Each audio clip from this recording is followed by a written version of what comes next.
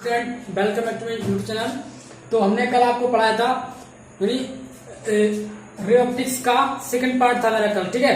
तो कल के पार्ट में मैंने आपको बताया था कि रिफ्लेक्शन ऑफ लाइट, प्रकाश का परावर्तन क्या होता है, ठीक, और उसके नियम, प्रकाश का परावर्तन और उसके नियम मैंने आपको कल पढ़ाए थे। तो आज हमारा लेक्चर नंबर 3 है, रे ऑप्टिक्स किरण प्रकाशिकी का लेक्चर नंबर 3 है, ठीक है। तो आज हम चर्चा करेंगे मिरर। व्हाट इज मिरर, ठीक है। मिरर दर्पण, दर्पण, ठीक है। अब मिरर जो आपका होता है वो होता है दो प्रकार का। कौन कौन? There are two types of mirror, there are two types of mirror. दर्पण आपका होता है दो प्रकार का। कौन कौन? Number 1 plane mirror, plane mirror, समतल दर्पण।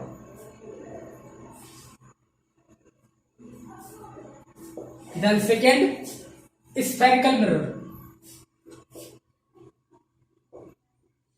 spherical mirror, गोलीय दर्पण।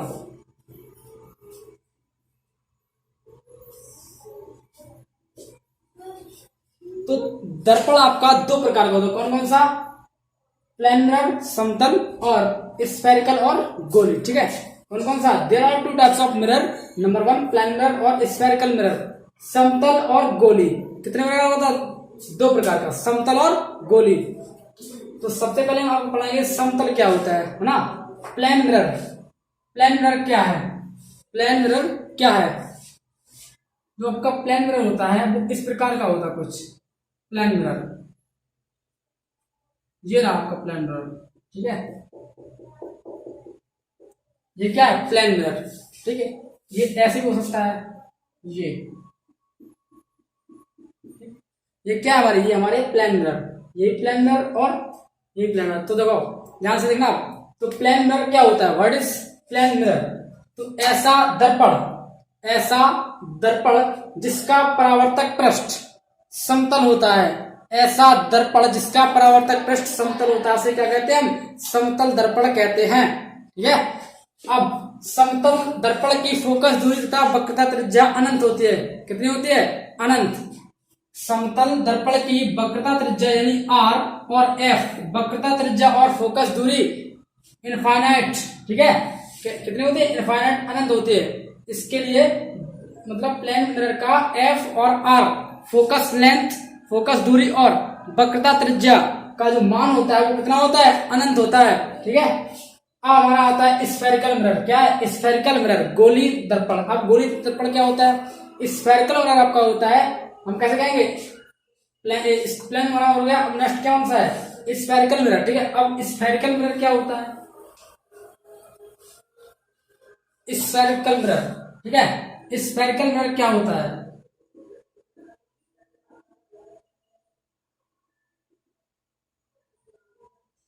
स्फेरिकल मिरर हमारा होता है, ये एक खोखले कांच का कटा हुआ भाग होता है। क्या होता है? किसी भी खोखले कांच का कटा हुआ एक भाग होता है, ऐसा होता है इस प्रकार का कुछ।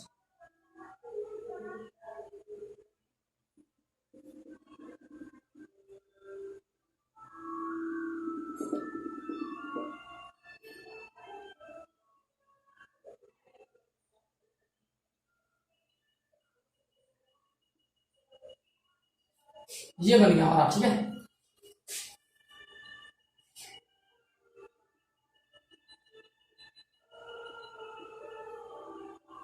ये इस प्रकार से भी और हो सकता है, इस प्रकार से।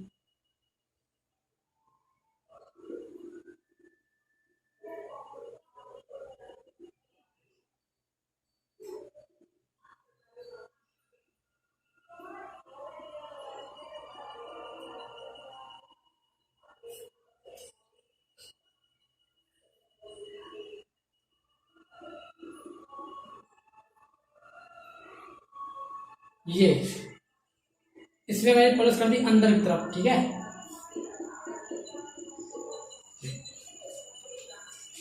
अब ध्यान से देखना, ये हमारा क्या है? Spherical mirror. स्फेरिकल मिरर जो होता है वो किसी एक कांच का खोखला गोला, क्या है? कांच का खोखला गोला, ठीक है। जो स्फेरिकल मिरर होता है हमारा, वो एक कांच के खोखले का कटा हुआ भाग होता है। क्या होता है? कांच का कटा हुआ खोखला भाग। ठीक है, किसी भी कांच का कटा हुआ खोखला भाग होता है कौन सा? गोली। ठीक है, अब ये हमारा ये जो है ये जो डेस्क ये क्या है? ये हमारा है पॉलिशदार तल। क्या है? पॉलिशदार तल। ठीक है, पॉलिशदार तल, पॉलिशदार सतह या पॉलिशदार पृष्ठ। और ये वाला पृष्ठ हमारा कौन सा है? ये पृष्ठ, ये हमारा है परावर्तक पृष्ठ। परावर्तक पृष्ठ। ठीक है, ये हमारा कौन सा? परावर्तक पृष्ठ। इसी प्रकार ये, ठीक है, परावर्तक पृष्ठ में कौन सा है? ये परावर्तक पृष्ठ और ये पॉलिशदार पृष्ठ। ठीक, तो गोली दर्पण होता क्या है? हम कैसे कहेंगे? ऐसा दर्पण जिसका परावर्तक पृष्ठ गोली होता है, उसे हम क्या कहते हैं? गोली दर्पण कहते हैं। फिर से मैं बता रहा हूं कि ऐसा दर्पण जिसका परावर्तक पृष्ठ गोली होता है, उसे गोली दर्पण कहते हैं। ठीक है, क्या कहते हैं? गोली दर्पण कहते हैं। और गोली दर्पण जो होता है वो किसी खोखले गोले का कटा हुआ भाग होता है। ठीक है, ये जो गोले हैं किसके कटे हुए भाग है? ये किसी खोखले गोले मतलब खोखले कांच के कटे हुए भाग हैं ये। ठीक है, ये क्या है? किसी कांच के कटे हुए भाग हैं। ठीक, अब बात आती है कि ये स्फेरिकल मिरर कितने प्रकार का है? स्फेरिकल मिरर कितने टाइप का होता है? ठीक है, तो आपका स्फेरिकल मिरर होता है वो होता है 2 प्रकार का। स्फेरिकल मिरर आपका होता है 2 प्रकार का। कौन कौन? Number 1 convex.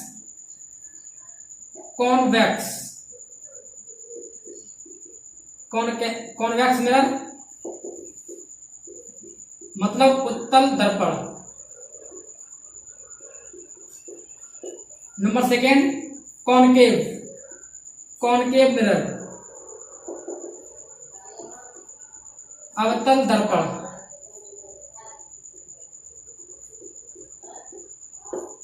ठीक है, तो स्फेरिकल मिरर आपका होता है 2 प्रकार का। There are 2 types of spherical mirror. Number 1 convex mirror, number 2 concave mirror. Convex को बोलते हैं उत्तल और कॉनकेव को बोलते हैं अवतल। ठीक है, तो गोली दर्पण आपका है 2 प्रकार का। कौन कौन सा? उत्तल और अवतल। और दर्पण कितने प्रकार का है? 2 प्रकार का। कौन कौन सा? समतल और गोली। और गोली के जो भाग है वो कितने हैं? 2। कौन कौन से? उत्तल और अवतल। कॉन्वेक्स और कॉनकेव, उत्तल और अवतल। ठीक है, ये तो हमारे हो गए। अब बात आती है कि उत्तल क्या है? What is convex mirror? उत्तल दर्पण क्या है? आप ध्यान से देखना।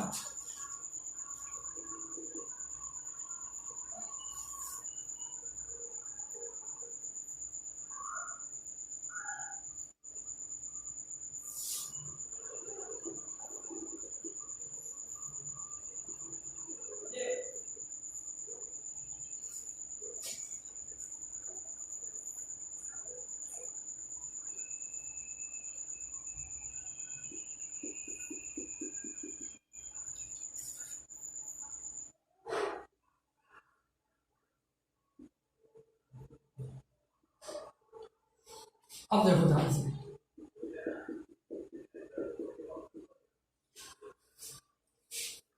ये हमारे कौन से है मिरर?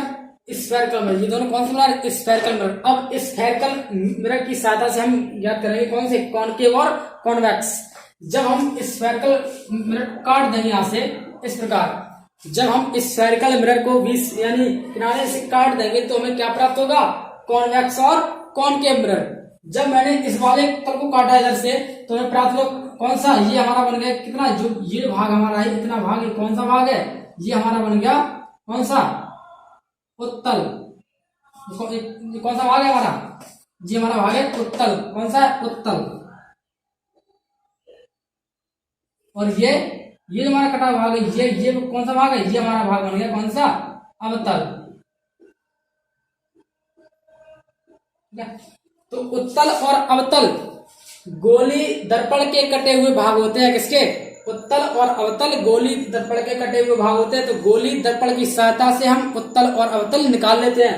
ये कौन सा मिनट था? गोली। ये भी गोली था। गोली की सहायता से मैंने गोली को काटा किनारे से तो मैं कौन सा बना दूंगा, उत्तल और अवतल। ठीक है, तो गोली दर्पण की सहायता से हम उत्तल और अवतल दर्पण ज्ञात कर लेते हैं।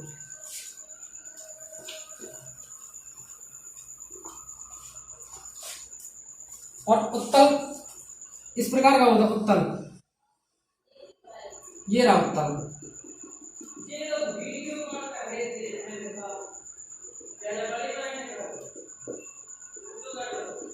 ठीक है, कॉन्वेक्स मिरर, ये कौन सा वाला है, कॉन्वेक्स मिरर। अब इसमें दो पृष्ठ है, एक पृष्ठ अंदर वाला, एक पृष्ठ बाहर। ये पृष्ठ कैसा उभरा हुआ, ये पृष्ठ कैसा धसा हुआ। तो हम क्या कहेंगे, ऐसा गोली दर्पण, ऐसा गोली दर्पण जिसका उभरा हुआ पृष्ठ परावर्तक पृष्ठ होता है। ऐसा गोली दर्पण जिसका परावर्तक पृष्ठ उभरा हुआ होता है, उसे क्या कहते हैं हम, उत्तल दर्पण कहते हैं। ठीक है, क्या कहते हैं, कॉन्वेक्स मिरर कहते हैं। अब आता हमारा अवतल, कौन सा आता है, अवतल। अवतल हमारा ये रहा concave mirror, this is concave mirror. ठीक है, ये कौन सा मिरर है, कॉनकेव। तो इसे हम कैसे बताएंगे, तो हम कहेंगे यानी ऐसा गोली दर्पण जिसका, ऐसा गोली दर्पण जिसका धसा हुआ भाग परावर्तक पृष्ठ होता है, उसे क्या कहते हैं हम, अवतल दर्पण कहते हैं। ठीक है, ऐसा गोली दर्पण जिसका धसा हुआ भाग परावर्तक पृष्ठ होता है, उसे अवतल दर्पण कहते हैं। ठीक, अवतल और उत्तल हमारा हो गया। अब हमारा आता है कौन सा,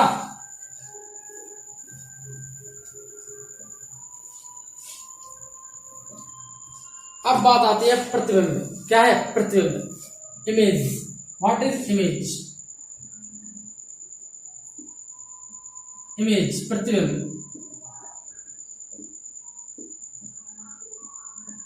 प्रतिबिंब क्या है, ठीक है। अब बात आती है इमेज, व्हाट इज इमेज, प्रतिबिंब क्या है। अब प्रतिबिंब क्या है, प्रतिबिंब वो होता है, मान लो ये हमारा एक मिरर है। ठीक है, अब यहाँ पर एक वस्तु रखी है। अब वस्तु जब रखी है, अब वस्तु से ये क्या है, ये प्रकाश बिंदु स्रोत है, ये वस्तु है, ये किसका काम है, प्रकाश बिंदु स्रोत है एक प्रकार का। अब यहाँ से जब किरणें चलेंगी और परावर्तन में कहीं मिल जाएंगे, ठीक है ना। तो ये जो पॉइंट है, ये परावर्तन के पश्चात जिस पॉइंट पर किरणें आपस में मिल जाती है, उस पॉइंट को हम क्या बोल देते हैं, प्रतिबिंब। ठीक है, उस वस्तु का क्या बोल देते हैं, प्रतिबिंब बोल देते हैं। तुम कैसे ऐसे कहें डिफाइन, यानी प्रतिबिंब क्या है। अगर आपसे कहा जाए कि प्रतिबिंब क्या है, तो आप क्या बताएंगे, तो आप कहें किसी प्रकाश बिंदु स्रोत से चलने वाली प्रकाश की किरणें परावर्तन के पश्चात किसी दूसरे बिंदु पर मिलती हैं तथा मिलती हुई प्रतीत होती हैं, तो उस बिंदु को, उस वस्तु का प्रतिबिंब कहते हैं। ठीक है, किसी प्रकाश बिंदु स्रोत से चलने वाली प्रकाश की किरणें परावर्तन के पश्चात किसी दूसरे बिंदु पर मिलती हैं तथा मिलती हुई प्रतीत होती हैं, तो उस बिंदु को, उस वस्तु का प्रतिबिंब कहते हैं। अब बात आती है कि प्रतिबिंब कितने प्रकार का होता है। तो प्रतिबिंब आपका होता है दो प्रकार का। There are two types of image. तो इमेज आपका होता है दो प्रकार का। कौन कौन सा, रियल इमेज यानी वास्तविक प्रतिबिंब। कौन सा, वास्तविक प्रतिबिंब, वास्तविक प्रतिबिंब।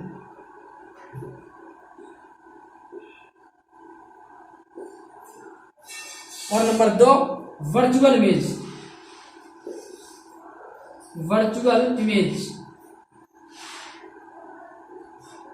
वर्चुअल यानी आभासी प्रतिबिंब।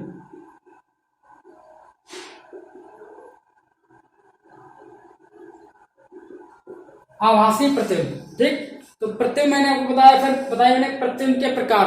तो प्रतिबिंब आपका होता है दो प्रकार का। कौन कौन सा, वास्तविक प्रतिबिंब यानी रियल इमेज और वर्चुअल इमेज, आभासी प्रतिबिंब। ठीक है, तो हम बात करेंगे कि वास्तविक प्रतिबिंब क्या होता है। ठीक, वास्तविक प्रतिबिंब क्या होता है, जब परावर्तन के पश्चात जो किरणें तुम्हारी हैं, परावर्तन के पश्चात अगर किरणें वास्तव में किसी बिंदु पर मिले, तो उस बिंदु को हम बोल देते हैं उस वस्तु का वास्तविक प्रतिबिंब। और अगर हमें परावर्तन के पश्चात अगर किरणें मिलती हुई प्राप्त हो, कैसी किरणें मिलती हुई प्राप्त होती हैं, तो हम उस बिंदु को, उस वस्तु का आभासी प्रतिबिंब बोल देते हैं। तो हम बताएंगे सबसे पहले क्या, रियल इमेज, वास्तविक प्रतिबिंब क्या है। ठीक, तो किसी प्रकाश बिंदु स्रोत से चलने वाली प्रकाश की किरण है, परावर्तन के पश्चात किसी दूसरे बिंदु पर वास्तव में आकर मिलती है तो उस बिंदु को उस वस्तु का प्रतिबिंब कहते हैं।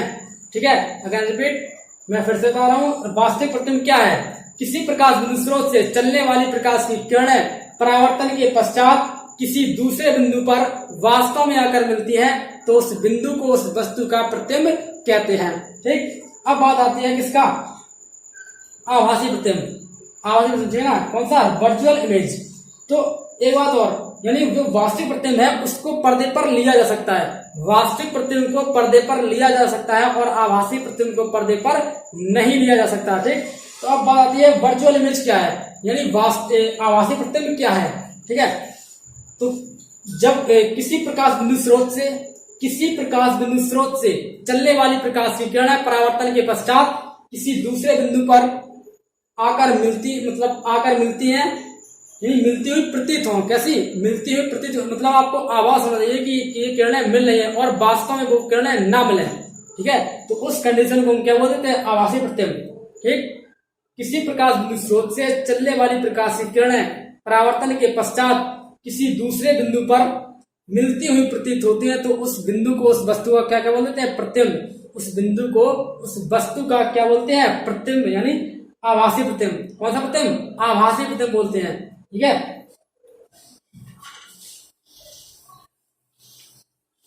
आपका आता है formation of image. Formation of image by concave mirror. Concave mirror अवतल दर्पण द्वारा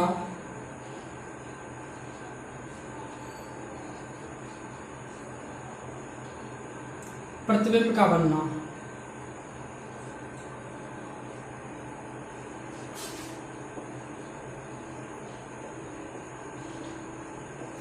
ठीक है, formation of image by concave mirror, अवतल दर्पण द्वारा प्रतिबिंब का बनना। ठीक है, अब बात आती है कि हम वस्तु कहां पर रखें और उसका प्रतिबिंब कहां पर बनेगा और कैसा बनेगा, उसकी प्रकृति क्या होगी। तो इस हिसाब से मैंने आपको बताया क्या कि अवतल दर्पण द्वारा प्रतिबिंबों का बनना। अब अवतल दर्पण द्वारा कितनी स्थितियों में बनता है प्रतिबिंब? तो अवतल दर्पण द्वारा कुल 6 स्थितियों में प्रतिबिंब बनता है। कितने? 6 स्थितियों में प्रतिबिंब बनता है। तो कॉनकेव मिरर द्वारा कुल 6 स्थितियों में प्रतिबिंब बनता है। कितने? 6। उसमें से 5 स्थितियों में प्रतिबिंब बनेगा वास्तविक और 1 स्थिति में प्रतिबिंब बनेगा कैसा? आभासी। ठीक है, तो सबसे पहले स्थिति नंबर 1, जब वस्तु अनंत पर रखी हो।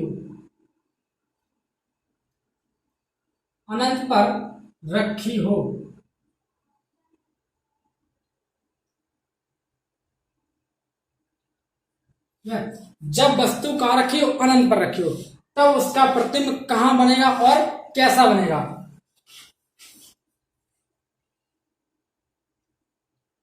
ये हमारा कौन सा मिरर है? कॉनकेव। कौन सा मिरर है? कॉनकेव, यानी अवतल। ये इसका क्या होगा? ध्रुव, पोल। ठीक है, ये क्या है? पोल, यानी ध्रुव उसका। और वस्तु कहां रखी है? अनंत पर। हमें पता नहीं कि वस्तु कहां रखी है। वस्तु रखी है अनंत, बहुत दूरी पर, इस दर्पण से बहुत दूरी, अनंत दूरी पर कहां रखी है वस्तु? अनंत दूरी पर। तो वस्तु अनंत दूरी पर जब रखी हुई तो उसका प्रतिबिंब कहां बनेगा? ठीक है, ये आप प्रकाश किरण कौन सी? आपतित प्रकाश किरण। कौन सी किरण है? आपतित प्रकाश की किरण। ठीक,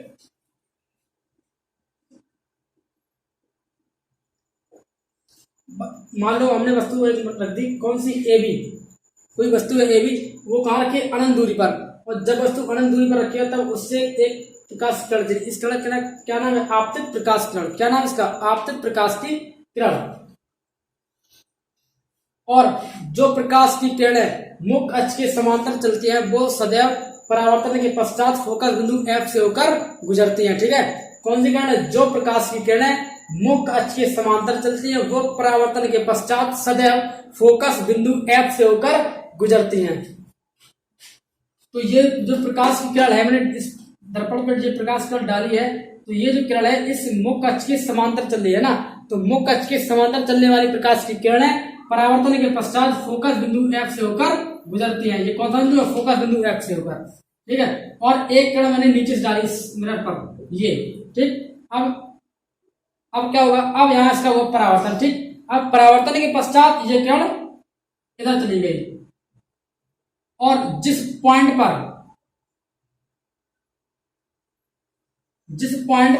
परावर्तन के पश्चात जिस पॉइंट पर ये दोनों किरणें आपस में मिल जाएं, उस पॉइंट को हम बोल देते हैं उस वस्तु का प्रतिबिंब। तो इसका प्रतिबिंब कहां बना? फोकस बिंदु F पर। ये क्या है? ये इस वस्तु का प्रतिबिंब है कि जब वस्तु अनंत पर रखी हो तब उसका प्रतिबिंब फोकस बिंदु F पर बनता है, ठीक। तो हम क्या कहेंगे कि इस स्थिति में प्रतिबिंब वास्तविक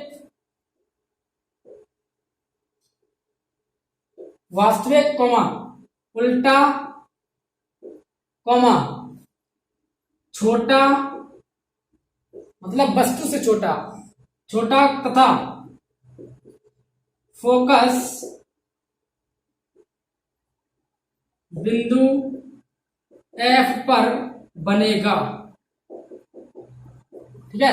तो हमें पता पड़ गया कि जब वस्तु अनंत पर रखी हो तब उसका प्रतिबिंब वास्तविक, उल्टा तथा वस्तु से छोटे आकार का और फोकस बिंदु F पर बनेगा, ठीक है। और जो प्रकाश की किरण है, ये जो प्रकाश किरण है ये मुख्य अक्ष के समांतर है। तो मैंने आपको बताया था कि जो प्रकाश की किरणें मुख्य अक्ष के समांतर डाली जाती हैं वो हमेशा फोकस बिंदु F से होकर गुजरती हैं। कहां से गुजरती हैं? फोकस बिंदु F से होकर गुजरती है, ठीक। तो अब आती है सेकंड स्थिति। अब कौन सी स्थिति है? अब हम वस्तु को थोड़ा बढ़ाएंगे आगे, अनंत से थोड़ा आगे, कहां? दर्पण की ओर, ठीक है। स्थिति नंबर 2, जब सेकंड स्थिति, अब हमारी स्थिति में आती है दूसरी, ठीक है, सेकंड स्थिति। तो सेकंड स्थिति यानी जब वस्तु अनंत एवं वक्रता केंद्र C के मध्य रखी हो।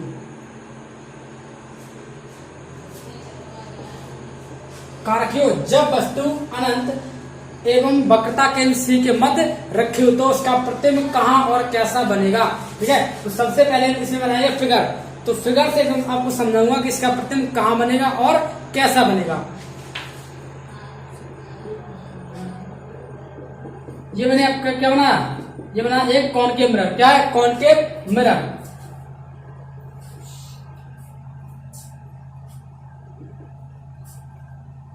P, ये क्या इसका ध्रुव P। और ये लाइन, ये कौन सी लाइन है? इसको हम बोलते हैं मुख्य अक्ष। क्या है ये? मुख्य अक्ष।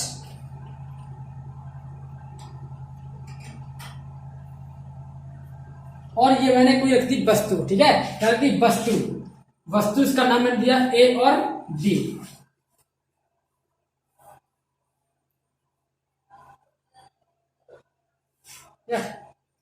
अब मैंने इस वस्तु से एक प्रकाश की किरण इस मिरर पर डाली, ठीक है, दर्पण पर मैंने एक इस वस्तु से प्रकाश की किरण डाली, ठीक है। अब यहाँ इस किरण का क्या हुआ? परावर्तन। और परावर्तन के पश्चात ये प्रकाश किरण कहां से होकर जाएगी? मैंने आपको बताया था कि जो प्रकाश की किरण इस मुख्य अक्ष के समांतर चलती है वो परावर्तन के पश्चात फोकस बिंदु F से होकर गुजरती है। चाहे आप यहाँ से 1000 किरणें डाल दें इसके समांतर हो तो वो प्रकाश की किरणें फोकस बिंदु F से होकर गुजरेंगे, ठीक। तो ये वाली किरण कहां से होकर आई? ये किरण आई हमारी फोकस बिंदु F से। कहां से होकर आई? फोकस बिंदु F से, ठीक है। क्योंकि ये जो किरण है ये मुख्य अक्ष के समांतर है इसीलिए ये फोकस बिंदु F से होकर गुजर गई। अब दूसरी वाली किरण हम डालेंगे फोकस वक्रता केंद्र C से। कहां से डालेंगे? वक्रता केंद्र C से डालेंगे।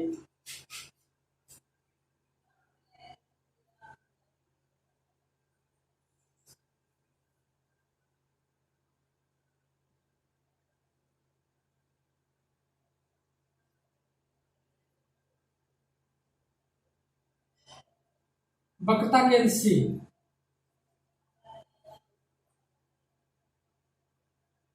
ये किरण अब जो किरण वक्रता केंद्र सी से ऊपर डाली जाती है वो वक्रता केंद्र सी से पुनः वापस चली जाती है।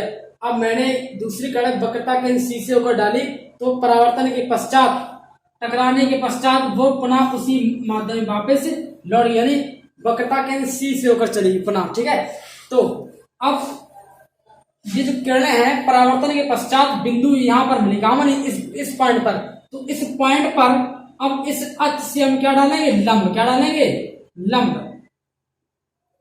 ये ठीक है। अब ये जो लंब है, अब ये क्या है, इस वस्तु AB का क्या है, प्रतिबिंब है। तो ये A डैश और B डैश, A डैश और B डैश। ठीक है, तो ये क्या है, ये A डैश B डैश ये क्या है, इस वस्तु AB का प्रतिबिंब है। अब देखना, वस्तु हमारी रखी थी ऊपर इस प्रकार की AB और इसका प्रतिबिंब बना उल्टा, यानी A डैश B डैश। ठीक है, वस्तु हमारी रखी थी सीधी इस प्रकार और इसका प्रतिबिंब बन गया उल्टा, यानी वस्तु AB थी और इसका प्रतिबिंब A डैश B डैश वो भी उल्टा बना। तो हम कहेंगे यानी इस स्थिति में प्रतिबिंब वस्तु से छोटा, वास्तविक